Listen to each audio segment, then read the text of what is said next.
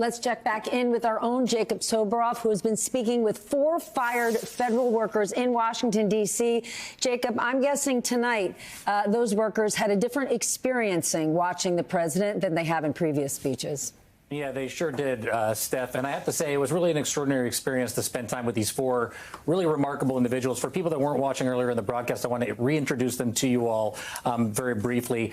Starting here in the lower right-hand part of your screen, it's Nigella Nacuna, who was fired from the U.S. Digital Service, which was the precursor to DOGE. To her left is Alex Taylor, who was fired from the U.S. Geological Survey. Behind Alex is Jesus Murillo, fired from HUD, and Catherine Steele was fired from the U.S. Forest Service. I want to ask a broad question first. It might sound cheeky, but I really do mean it sincerely.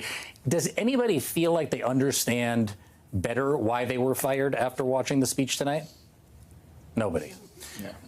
Okay, Jesus, let me start with you here. I said before you were a presidential management fellow. This is a very elite program within the federal government to bring in the best and the brightest. The entire program has been terminated after 48 years under Democratic and Republican presidents. When President Trump said about the federal bureaucracy, my administration will reclaim power from this unaccountable bureaucracy, it bugged you in a particular way. How come? Well, I think for myself, being a presidential management fellow, this is a 100%, merit-based program. People coming in are taking jobs that have lesser pay. They want to serve the American public. And for you to, blanket statements saying the entire bureaucracy is untamed and, doesn't have any tethering to anything. I mean, look at us. We're everyday average Americans that just want to serve the American public, and we're not allowed to do that. And you said a large portion of your time was actually responding to congressional inquiries about whether or not the money was being spent appropriately in the case of the Housing and Urban Development Department. Absolutely. We were responding to over 4,000 inquiries. And keep in mind, these are people, we're working with congressional staffers saying, hey, how can we support you? Hey, how can we offer assistance to make sure your grantees, the people on the ground, are getting the funding that they need? And just to reiterate, so what you're saying is the Trump administration canceled the Presidential Management Fellows program. He talked about DEI, but this was a merit-based program. When we're in the application process, we're not allowed to give any identifying information. It is 100% merit-based. All right, Catherine, let's talk about the U.S. Forest Service. Correct me if I'm wrong, but the only time we heard anything about public lands was when President Trump renamed a national wildlife refuge in Texas to honor the victim of a killing by an undocumented immigrant. We didn't hear anything about federal lands otherwise, did we? No, despite the fact that over 350 protests and rallies took place at national parks and national forest offices this past Saturday, and thousands of people attended to speak out for our public lands and for the people who serve them. I'm shocked that nothing came of that. And in addition, an executive order was signed that same day on Saturday that opened up our public lands to unsustainable timber harvesting. I don't think it's an exaggeration to say that it didn't seem like wildlands, the land management agencies, were even on the radar of the president in this speech at all. No, I would absolutely agree with that. Nigella, let's talk about, you were at the U.S. Digital Service, the precursor to DOGE, but one of your main focuses was on making the immigration system, including the enforcement system, more efficient. And the president touted all these accomplishments that he said were accomplishments about immigration, about deportations, closing the border. The part that I watched you react to most strongly was when he said, the media and our friends in the Democrat Party keep saying we need new legislation.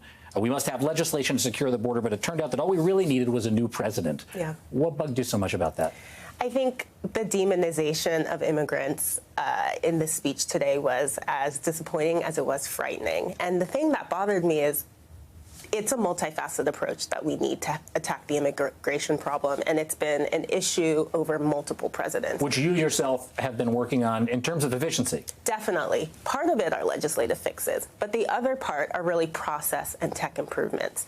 And by getting rid of the subject matter experts that do this work for decades and the people who have the tech capabilities, and then more importantly, the trust that you build between agencies to actually align and prioritize this work is really difficult to see.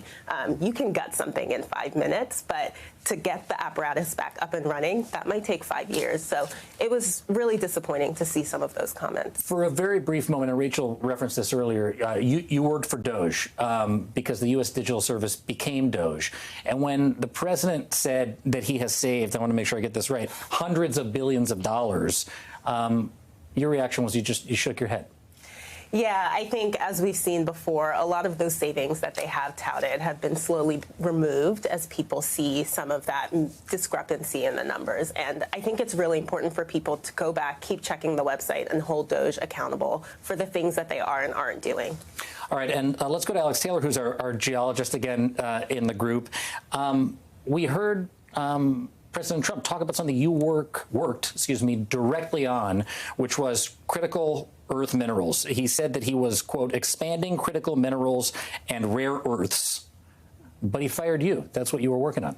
Yeah, I supported active research projects on identifying sources of critical minerals in the U.S. domestically. It bothers me that he's more interested in engaging in neocolonialism to get minerals from other countries rather than supporting the scientists and the researchers who are aiding the minerals industry here in America. You're talking about Greenland. Mm-hmm, and Ukraine. You also were particularly, it seemed, annoyed by the statement that he made about thousands of federal workers not showing up to the office because the work that you do and your colleagues do with the U.S. Geological Survey is not done in the office. It's largely done in the field. For many people, yes. The USGS is the most prestigious earth science research institution in the world. And we've been at the office this whole time. We do work in laboratories at the office, but lots of people are in the field every day. We monitor the nation's waterways. We monitor earthquakes, volcanoes, and other hazards. We study ecosystems. So our office is our nation's lands. It really is a profound honor to have spent this time with you guys. And again, I just want to say, for me personally, on behalf of, I'm sure so many people that are watching, really sorry about the situation that you guys are in, and really wishing you guys all the best. Thank you guys very much. Steph, back over to you. Jacob, thank you so much. What an impressive group of people. And just juxtapose that with the way both the president and Elon Musk talk in such derogatory terms about just the general federal government workforce. Also, just like, what an impressive group of people, right? I mean, from all the different places I've ever worked in my life, like having a group of 4 colleagues that was that impressive and credentialed and articulate. By the way, it would be almost like working here. Can we just point out all 4 of those people with their expertise could make more money in the private sector and have chosen not to. Yeah. Well, they've just been insulted and told that they're low productivity, right? It's insane. I mean, I live in the D.C. area. Everybody thinks that every federal worker is in the D.C. area. 80% of federal workers are outside of the D.C. area.